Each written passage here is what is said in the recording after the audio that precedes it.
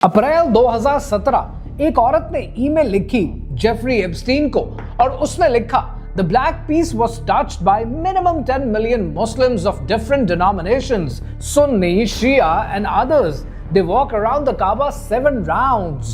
Then each one tries as much as they can to touch it, and they kept their prayers, wishes, tears and hopes on this peace. Wow! You're writing about a peace. Saudi Arabia से Florida तक के पहुंचा British Airways के freight के through और custom पे declare किया गया कि ये एक आर्ट वर्क है। मैं बात कर रहा हूं गिलाफे काबा के हिस्से की जो जेफरी एप्स्टीन के घर पर पाया गया। ऑफिशियल डॉक्यूमेंट्स ये कहते हैं और ये सिर्फ शुरुआत है। पाकिस्तान का जिक्र जेफरी एप्स्टीन की फाइल्स में 893 बार आया है, तुर्की का जिक्र 2200 बार, सऊदी अरेबिया का जिक्र 1500 दफा और किसी पाकिस्तानी जर्नलिस्ट ने एक चीज रिपोर्ट नहीं की है, किसी ने कोई एपिसोड नहीं बनाई, किसी ने इसको डिस्कस तक नहीं किया है, क्योंकि क्यूरियोसिटी शायद अब एक एक्सपेंसिव एसेट बन चुकी है।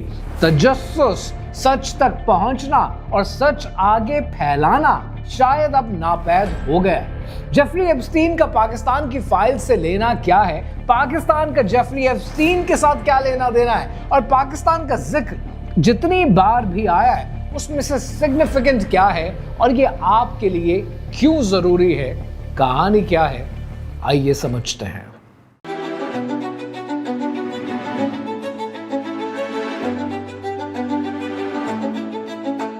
This video is brought to you by tap tap send. अगर आप पाकिस्तान से बाहर रहते हैं, ओवरसीज में हैं, यूके में हैं, यूरोप में हैं, अमेरिका में, ऑस्ट्रेलिया में, और आपको अपने प्यारों को अपने घर पे पाकिस्तान में पैसे भेजने होते हैं, तो टैप टैप सेंड एक बेहतरीन मनी ट्रांसफर की ऐप है जहां पर आपके पैसे एक टैप पर आपके प्यारों तक पहुंच जाते हैं। टैप टैप सेंड की खूबसूरती है कि जब आप ये ऐप डाउनलोड करते हैं और मिनिमम अमाउंट ट्रांसफर करते हैं तो आपके ट्रांजैक्शन चार्जेस जीरो हो जाते हैं। ये ऐप इस वक्त अमेरिका में, यूके में, यूरोप में, कनाडा में, ऑस्ट्रेलिया में ऑपरेशनल है। अब आपने करना ये कि आपने टैप टैप सेंड की ऐप डाउनलोड करनी है। डाउनलोड करने के बाद आपने मिनिमम ट्रांसफर अमाउंट भेजनी है और भेजते हुए आपने ये जो प्रोमो कोड है, यानी मेरा फर्स्ट नेम इम्तिनान, ये प्रोमो कोड यूज करना है, तो उल्टा आपको आपकी ट्रांजैक्शन पर बोनस मिल जाएगा। सो टैप टैप सेंड के जरिए जब आप अपने ये पैसे अपने प्यारों तक भेजेंगे तो ये पैसे उन तक बैंक ट्रांसफर के जरिए, कैश पिकअप के जरिए, जैज कैश और इजी पैसा के जरिए भी मिल सकते हैं विद बेहतरीन exchange rates. Tap tap send authorise भी है, रेगुलेटेड भी, और ये प्रोमो कोड इम्तिनान जरूर एंटर करना ताकि आपको बोनस मिल सके। Now let's get back to the video. 13 फरवरी सन 2026 को एक आदमी ने रिजाइन कर दिया। Sultan Ahmed bin Sulayem, DP World का सीईओ, 80 से ज्यादा पोर्ट्स, 40 से ज्यादा ममालिक, यानी दुनिया में जितनी शिपिंग होती है उसका 10% इनके थ्रू गुजरता है। और पाकिस्तान में कराची पोर्ट कासिम का इंटरनेशनल कंटेनर टर्मिनल, मतलब जो सामान पाकिस्तान में आता है जाता है, उसके अंदर डीपी वर्ल्ड का और सीईओ का हाथ शामिल है। 13 फरवरी को यह चला गया, कोई प्रेस कॉन्फ्रेंस नहीं, कोई एक्सप्लेनेशन नहीं, कोई रीजन नहीं दिया, बस चला गया। पर गया क्यों? क्योंकि डीओजे ने 35 लाख पेजेस रिलीज किए हैं और उन पेजेस के अंदर सुल्तान का भी नाम है। अब मैं आपको एक्चुअल ईमेल पढ़कर बताता हूं। सुल्तान एप्स्टीन को कुरान की तफसीर भेजता था, इस्लामिक फिलॉसफी, रिलीजियस गाइडेंस, वो काबे का गिलाफ यानी किस्वा एप्स्टीन के मैनहट्टन टाउन हाउस पे लेकर गया और उसकी फोटो भी मौजूद है। दोनों उस गिलाफे काबा को जमीन पर रखकर देख रहे हैं। This is the height of indecency कि ये वो लोग हैं जिनको हमने इक्तदार दे रखा है, ये वो लोग हैं जिनको हम सीईओ पोजीशंस पर बिठाते हैं, जिनमें डिसेंसी इतनी नहीं है, एहतराम नहीं है कि किस चीज की बात कर रहे हैं और किस चीज को किस तरीके से इस्तेमाल कर रहे हैं। और फिर उसी ईमेल थ्रेड के अंदर सुल्तान ने लिखा कि I am off to sample a fresh 100% female Russian at my yacht। कुरान, रशियन लेडीज, सेम थ्रेड में, शर्म से डूब मरना चाहिए इन्हें। और एप्स्टीन ने रिप्लाई में पता है क्या लिखा? हाइट ही कर दी। एप्स्टीन ने रिप्लाई में लिखा, I love the torture video. Torture video मतलब समझ रहे हैं आप, ये वो लोग हैं जो एक दूसरे को टॉर्चर की वीडियोस भेज रहे हैं। ये वो लोग हैं जिनको आप सीईओ समझते हैं और आपको लगता है कि सीईओ बड़ी इंपॉर्टेंट पोजीशन है और सीईओ का काम कितना इंपॉर्टेंट है। ये लोग किसी और ही लेवल पर हैं। कासिम पोर्ट भी चलाएं आप, उसकी आप ऑपरेशंस भी देखें, इस्लाम का आप दर्स भी दें और टॉर्चर की वीडियोस भी एंजॉय करें। ये स्केड्यूल है एक चीफ एग्जीक्यूटिव ऑफिसर का। अब जरा ये सुने, जब ये न्यूज आई तो पूरी दुनिया में तो बवाल मचा हुआ है और मुझे इस वक्त इस पर इतनी फ्रस्ट्रेशन क्यों हो रही है? मुझे फ्रस्ट्रेशन ये हो रही है कि आप में से बहुत से लोग सोचेंगे कि एक सीईओ का, एक इंसान का अपनी पर्सनल लाइफ में कुछ लेना देना है तो ये पूरे माशरे का, ये हम सबका मसला क्यों है? ये पाकिस्तान का मसला क्यों है? ये मसला इसलिए है कि कनाडा की सबसे बड़ा जो पेंशन फंड है ना, उसका नाम है ला कैसे। ला कैसे ने डीपी वर्ल्ड के साथ फ्यूचर इन्वेस्टमेंट्स फ्रीज कर दिए। ब्रिटिश इंटरनेशनल इन्वेस्टमेंट ने पार्टनरशिप पॉज कर दी है और यूके के पॉलिटिशियंस डिमांड कर रहे हैं कि लंदन गेटवे पोर्ट के कॉन्ट्रैक्ट को रिव्यू करें और पाकिस्तान में मुकम्मल खामोशी। किसी पॉलिटिशियन ने नहीं कहा कि हम कॉन्ट्रैक्ट को रिव्यू करेंगे। किसी जर्नलिस्ट ने नहीं पूछा कि पोर्ट कासिम के ऑपरेशंस का एग्रीमेंट रिन्यू होना चाहिए। क्यों? क्योंकि जवाब वही है जो आप सोच रहे हैं। सन 2017 में जेफरी एप्स्टीन ऑलरेडी पहले से ऑफेंडर था। 2008 में जेल भी जा चुका था, रजिस्टर्ड ऑफेंडर था और फरवरी 2017 में एक ईमेल एक्सचेंज शुरू होती है। यूएई बेस्ड बिजनेस वुमन अजीजा अल अहमदी कोऑर्डिनेट करती हैं सऊदी अरेबिया से ब्रिटिश एयरवेज फ्रेट के थ्रू फ्लोरिडा में जेफरी एप्स्टीन के घर में डिलीवरी कराई जाती है 3 हिस्से किस्वा के गिलाफे काबा के।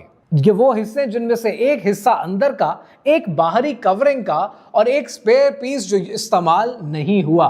कस्टम फॉर्म पे लिखवाया जाता है कि ये आर्ट वर्क है और वो सेम औरत जो ये बात करती है वो इन पीस के हवाले से जेफरी एप्स्टीन को समझाती है कि ये कितना मुकद्दस है। करोड़ों मुसलमानों ने इसे छुआ है, उनकी दुआएं, उनके आंसू इस पर मौजूद हैं। एप्स्टीन के घर वो हिस्सा पहुंचता है, वो सेम घर जहां पर क्या होता था आप बेहतर जानते हैं। मैं डिस्क्राइब नहीं करना चाहता क्योंकि मैं गिलाफे काबा का जिक्र कर रहा हूं तो गिलाफे काबा के साथ इस गलीज इंसान का जिक्र बनता नहीं है। और अब दूसरी लेयर पे बात करते हैं कि एफबीआई ने एक डॉक्यूमेंट रिलीज किया। उस डॉक्यूमेंट में लिखा है कि एप्स्टीन को इजरायली इंटेलिजेंस मोसाद ने ट्रेन किया था। तो फिर पिक्चर क्या बनती है? पिक्चर ये बनती है कि एक इजरायली ट्रेंड ऑपरेटिव मुसलमान दुनिया के मुकद्दस तरीन हिस्से को, कपड़े को अपने घर मंगवाता है। क्यों? क्या ये लेवरेज है? क्या ये ह्यूमिलिएशन है? क्या ये कॉम्प्रोमाइज है या ये कोई ओकल्ट प्रैक्टिस है? मैं नहीं जानता एग्जैक्टली, लेकिन ये तो जरूर है कि किस्वा खाना काबा का गिलाफे काबा जेफरी एप्स्टीन के घर पहुंचा और किसी मुसलमान मुल्क में इंक्लूडिंग पाकिस्तान के इतनी हिम्मत नहीं हुई, इतनी इखलाकी जुर्रत नहीं हुई कि वो ऑफिशियली इंक्वायरी करें, कोई पार्लियामेंट्री क्वेश्चन पूछें और ये जानने की कोशिश करें कि इससे उनका ताल्लुक क्या है। और इसी वजह से जेफरी एप्स्टीन की फाइल्स में पाकिस्तान का जिक्र क्या है ये समझना जरूरी हो जाता है। अब जो पार्ट मैं आपके साथ डिस्कस कर रहा हूं ये मैं बहुत सोचकर इस वीडियो में शामिल कर रहा हूं क्योंकि इसका ताल्लुक हमारे मुल्क के साथ है, इसका ताल्लुक पाकिस्तान के साथ है। 7 अप्रैल 2015 यमन की जंग चल रही थी। सऊदी अरेबिया हूतीस के खिलाफ लड़ रहा था और एक ईमेल जिसका सब्जेक्ट लाइन है कि Pakistan covert deal with Saudi on Yemen confidential. Email लिखी है नसरा हुसैन ने, एक पाकिस्तान की खातून ने जो 27 साल से यूनाइटेड नेशंस में काम कर रही हैं। वो उस वक्त इंटरनेशनल पीस इंस्टीट्यूट को एडवाइस कर रही थी और ईमेल में क्या था? ईमेल में ये लिखा गया था कि सऊदी किंग ने पाकिस्तान के प्राइम मिनिस्टर से ग्राउंड ट्रूप्स मांगे हैं, स्पेसिफिकली ब्लैक स्टॉक्स यानी पाकिस्तान की elite special services group Yemen border पर डिप्लॉय करने के लिए और पाकिस्तान JF-17 जेट्स भी भेजेगा। वो ईमेल नॉर्वे के एक famous diplomat target Lord Larsen को लिखी गई और लार्सन ने सेम दिन के अंदर एप्स्टीन को वो ईमेल फॉरवर्ड कर दी। ये डिप्लोमेटिक टॉप सीक्रेट पाकिस्तान का है, एक कन्विक्टेड पीडोफाइल के इनबॉक्स में जा रहा है जिसका सियासत से कोई लेना देना नहीं था, पाकिस्तान के साथ जिसका कोई लेना देना नहीं था। और ये लॉर्ड लार्सन कौन है? ये लॉर्ड लार्सन वो है जो ऑस्लो अकॉर्ड्स का आर्किटेक्ट है, जिसने इजराइल पैलेस्टाइन 1993 की पीस डील बनवाई थी।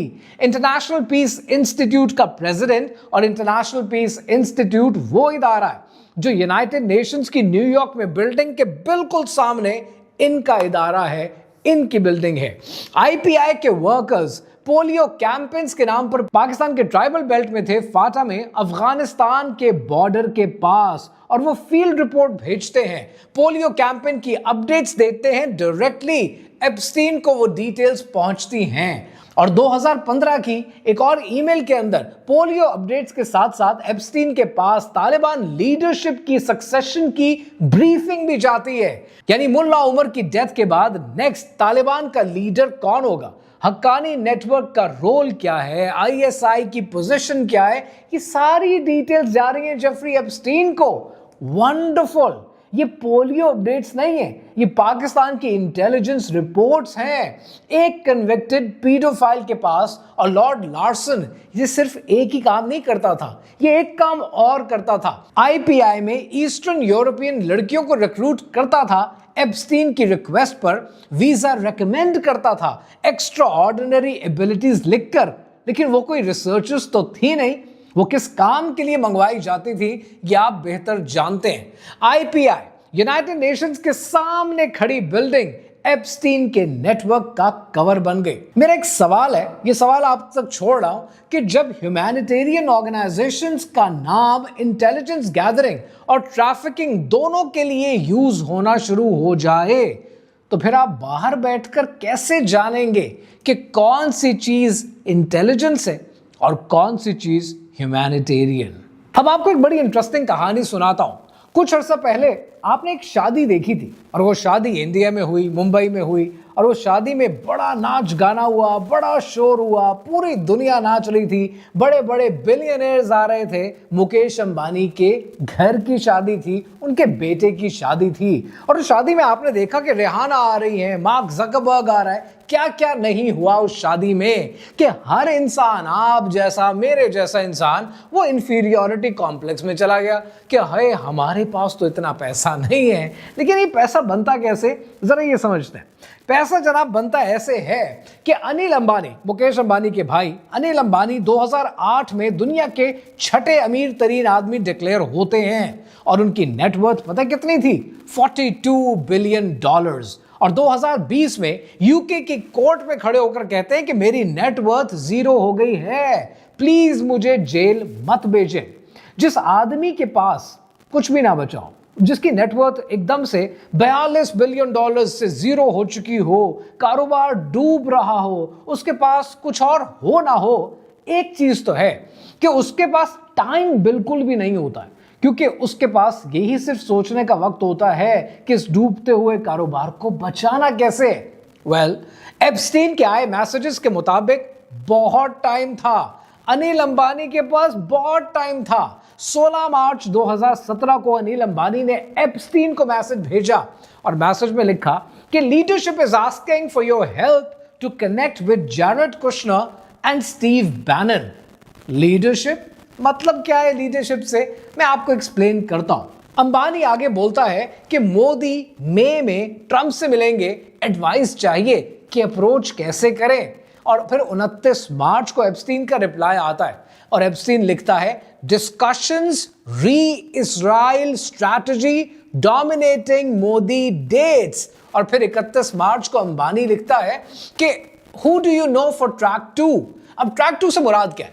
ट्रैक 2 कहते हैं बैक चैनल डिप्लोमेसी को। ऑफिशियल चैनल्स के बाहर एक बैंकरप्ट बिजनेसमैन और एक कन्विक्टेड पीडोफाइल, ये दोनों क्या कर रहे हैं? बैकडोर डिप्लोमेसी डिस्कस कर रहे हैं, इंडिया की फॉरेन पॉलिसी के बैक चैनल्स को चला रहे हैं। Can you imagine that? मैं शायद सारी जिंदगी समझता रहा कि डिप्लोमैट वो आदमी होता है कि जो मंझा हुआ होता है डिप्लोमेसी के फील्ड में, सीएसपी ऑफिसर होता है, तब जाकर उसको ये रोल मिलता है। मैं शायद गलत था। अब जरा ये सुने कि 26 जून 2017 को मोदी ने ट्रंप से वॉशिंगटन में मुलाकात की और 6 जुलाई 2017 को मोदी बने पहले इंडियन प्राइम मिनिस्टर जो इस्राइल गए 70 साल में पहली बार। और एप्स्टीन ने किसी को ईमेल की और उसमें लिखा कि the Indian prime minister Modi took advice and danced and sang in Israel for the benefit of the US president. It worked. It worked. एक कन्विक्टेड पीडोफाइल की डायरी में लिखा है कि उसने इंडिया, इस्राइल, अमेरिका के ट्रायंगल्स को सेट करवाया है। और हम यहां बैठकर डिस्कस करते हैं कि इंडिया पाकिस्तान के मैच में कौन जीतेगा, बॉलिंग अच्छी होगी कि बैटिंग होगी। This is the level of intellect that we are at. ये वीडियो सिर्फ हिस्ट्री नहीं है, रियल कॉन्सिक्वेंसेस भी अभी सामने आ रहे हैं। 19 फरवरी सन 2026 को प्रिंस एंड्रयू, ब्रिटेन का शहजादा, क्वीन एलिजाबेथ का बेटा अरेस्ट हो चुका है और बेल पर रिलीज कर दिया गया है एप्स्टीन के क्राइम से लिंक्ड एलिगेशंस की वजह से। और 23 फरवरी 2026 को पीटर मैंडलसन, यूके का यूएस एम्बेसडर, यूके के प्राइम मिनिस्टर कीयर स्टारमर का खास आदमी, वो भी अरेस्ट हो चुका है। उसको भी बेल पर रिलीज कर दिया गया है और इल्जाम वही है, सेंसिटिव गवर्नमेंट डॉक्यूमेंट्स एप्स्टीन को लीक करने की वजह से। जब 2008 में एप्स्टीन जेल जा रहा था, मैंडलसन ने ईमेल में उसे लिखा कि I think the world of you and I feel hopeless and furious about what has happened. Norway की क्राउन प्रिंसेस ने पब्लिक अपॉलॉजी दी है। स्लोवाकिया के फॉरेन पॉलिसी एडवाइजर ने रिजाइन कर दिया है। फ्रांस में क्रिमिनल इन्वेस्टिगेशन शुरू हो गई है एक फॉर्मर कल्चर मिनिस्टर के खिलाफ। और इलॉन मस्क फाइल में एक ईमेल है, एप्स्टीन को आइलैंड विजिट के बारे में लिखता है। और अब सोचना यह है कि ये अरेस्ट अभी शुरू हुई हैं, केसेस अभी भी चलेंगे, लेकिन कौन है जो अभी भी सेफ है? डीओजे ने लिखा है कि 3 मिलियन पेजेस रिलीज कर दिए, बस खत्म।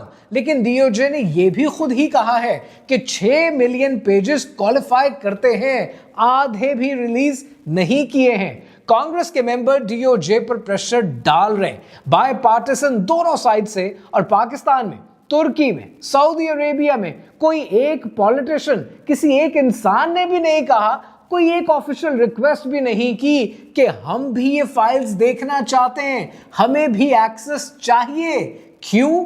क्योंकि वजह वही है जो आप अच्छे तरीके से जानते हैं। ये जो एप्स्टीन की कहानी है, ये किसी एक आदमी की कहानी नहीं है, किसी एक नेटवर्क की कहानी नहीं है, ये आपकी और मेरी कहानी है। अगर आप थोड़ा सा गौर करें, आप जब सुबह उठते हैं तो क्या होता है? आप सुबह उठते हैं तो आप फाइनेंशियली एंग्शियस होते हैं, प्रोफेशनली फ्रस्ट्रेटेड होते हैं, मेंटली फिटीग्ड होते हैं, मेहनत करते हैं, लेकिन आप मेहनत करके भी वो जिंदगी नहीं बना पाते जो आप चाहते हैं। और आप खुद को ब्लेम करते हैं क्योंकि यही आपको सिखाया गया है कि तुम ज्यादा मेहनत नहीं करते, ज्यादा स्किल्स नहीं सीखते, फाइनेंशियली स्मार्ट नहीं हो। ये गैस लाइटिंग है, ये ग्लोबल स्केल पर गैस लाइटिंग है और आपने एक्सेप्ट कर ली है। जब तक आप सिर्फ रोजी रोटी और पैसों की फिक्र में रहते हैं तो आप एग्जैक्टली वही करते हैं जो ये आपसे चाहते हैं कि सर्वाइवल मोड पर रहो, कोई सवाल मत करो, कोई क्यूरोसिटी मत दिखाओ। जब मैं ये रिसर्च कर रहा था तो मुझे समझ में आया कि पाकिस्तान के 893 दफा नाम आता है। हमारी पोलियो कैंपेन्स की इंटेलिजेंस एप्स्टीन के इनबॉक्स में जाती हैं। तालिबान के सक्सेशन प्लान्स वहां डिस्कस होते हैं जहां नहीं होने चाहिए। गिलाफे काबा को नाउजुबिल्लाह वहां पहुंचाया जाता है जहां उसे नहीं होना चाहिए था। और कोई सवाल नहीं पूछता क्योंकि सिस्टम को डिजाइन ही ऐसे किया गया है। सिस्टम ने अपने आप को परफेक्ट बनाया है कि मैक्सवेल को पकड़ो, एप्स्टीन को खत्म करो और बाकी सब protected, safe and free. Epstein जैसा नेटवर्क खत्म नहीं हुआ है, चेहरे बदलें, स्ट्रक्चर अभी भी मौजूद है। और जब तक आप ये नहीं समझेंगे कोई भी इलेक्शन, कोई भी लीडर, कोई भी रेवोल्यूशन आपकी जिंदगी नहीं बदलेगा, क्योंकि जो जंजीरें आपकी जिंदगी को कैद किए हुए हैं वो वहां शुरू नहीं होती जहां आप देखते हैं।